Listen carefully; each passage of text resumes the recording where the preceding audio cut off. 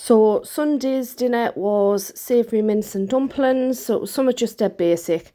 Some people do it all in a pan and then transfer it to the oven or whatever, but I just fry off my beef.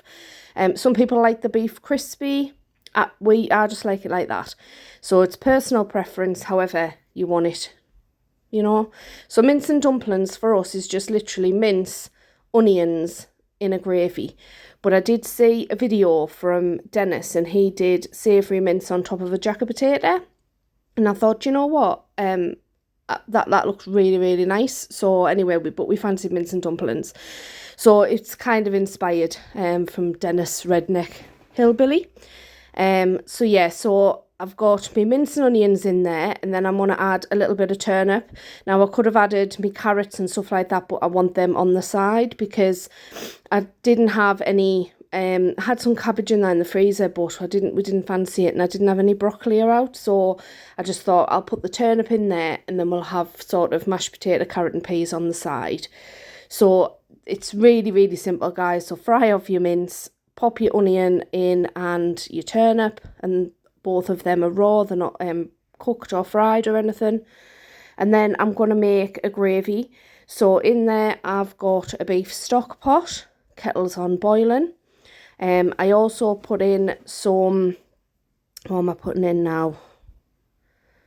Tomato puree, so I put a little bit of that in. Like I say, this is a gravy, but like a seasoned sort of gravy, and it tastes really nice as well. So that's some Worcester, I call it Worcester sauce because I can't say the proper name. Worcestershire, God knows, that sauce. We've got some pepper in there. I'm not putting any salt in because there's salt in the stock pot. And then I'm putting some garlic in there, some fresh garlic. And also I'm just going to add a little bit of Bisto gravy granules as well. And that's just a little bit of a thickening agent. You could use a cornstarch slurry towards the end, but I just add a bit of that in. And it's not too salty or anything like that. So I'm just making the gravy up to however much liquid I think I need. I always do this by eye, to be honest.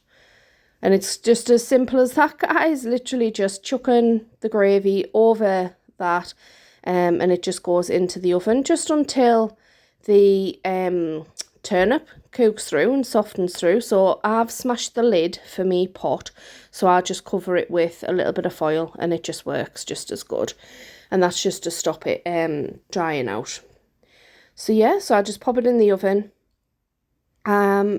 I just put it on low, to be fair, and just sort of serve it after a couple of hours of cooking low in the oven.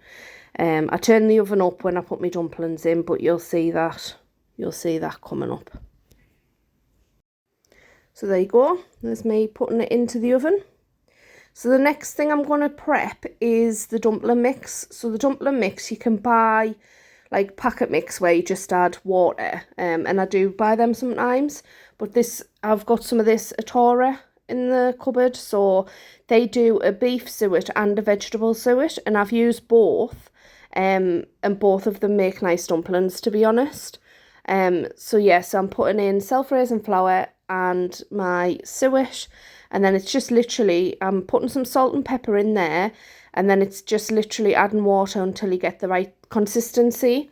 Now, usually I add mixed herbs in there, and I add leek in there as well. Now, I do have leek in the freezer, but I just fancied some plain dumplings, and Carl did say he prefers them with the mixed herbs and the leek in. So just bear that in mind if you want something added in.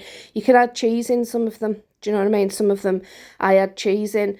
But yeah, Carl prefers the leek and herb dumplings that I make, but these were just plain. So just mix it all together until you get like a dough type of thing. And I did get my hands in as well to get it all combined in the end. So look at my hands. But yeah, so you just want a mixture like that, really. So mashed tatty, literally just peeling the spuds and putting them on to boil. And then this mashed potato was absolutely gorgeous as well. So there's me potato mash there. And then all I do, I just put some butter in. And I just do it in stages. So I can't remember where it was, but I watched somewhere and it said always mash your potato before you put your butter and all that in, because it reacts in some way, I don't know. So I always tend to mash my potato and then add my butter and a little bit of cream. If I haven't got any cream, sometimes I add a little bit of milk. But yeah, so I just add some butter and some cream, mash it all up, and then add a little bit more if I think it needs it.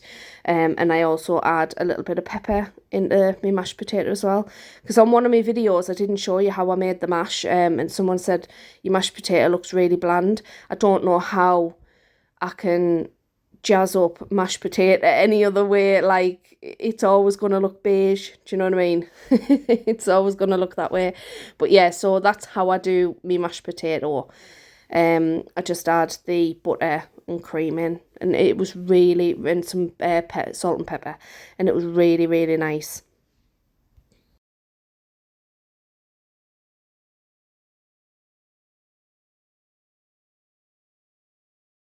And that's the mashed potato done, and that's the consistency that I like.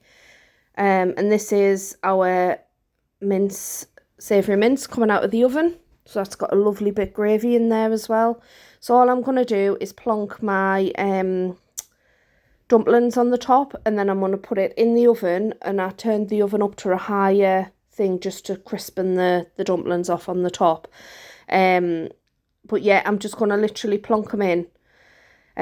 Some people just put them in, they don't roll them around, they just shove them in, and they go like, I don't know, it's like uneven and it goes dead crispy on the top. So sometimes I do it that way.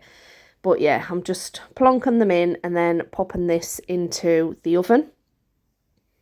And you can see there the sauce as well, the gravy, it really flavoursome. It's not bland or anything like that, because obviously you've got all of your bits and bobs in there, so it's really, really tasty and absolute simple meal, do you know what I mean? So yeah, in the oven, and we're just gonna plate up now. Walking down the streets, feeling the breeze, in the sunshine state where dreams come with ease. Palm trees swaying with the ocean in view. This is the place where I always feel brand new. Sipping on a smoothie, chilling by the shore. Got my shades on, feeling like I can't be ignored. Sun-kissed skin, feeling so alive in the soft rap game. I strive to thrive. Waves crashing on the sand as I ride the vibe. Soft rap flowing, let the rhythm collide. I'm the king of this groove with the catchy hook. Got the ladies moving and the fellas shook.